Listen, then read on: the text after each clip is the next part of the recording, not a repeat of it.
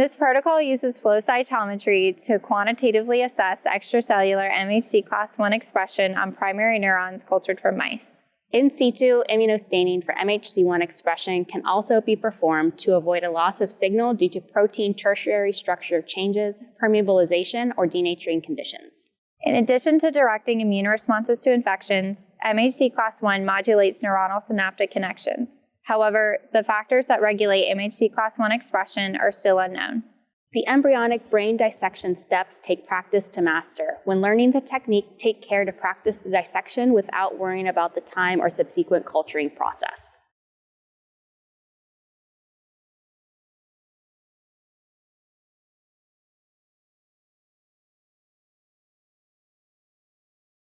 For isolation of the embryonic hippocampus, place the first harvested mouse embryonic brain under a stereodissection microscope, and use 2 pairs of sterile Dumont No. 5 forceps to pinch off the olfactory bulbs and to thoroughly pull away the meninges.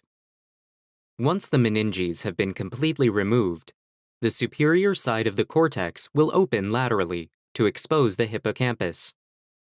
Use the forceps to pinch the hippocampus away from the attached cortex, and carefully transfer the isolated hippocampus to a sterile 15 milliliter conical tube containing 5 milliliters of hibernate E medium on ice.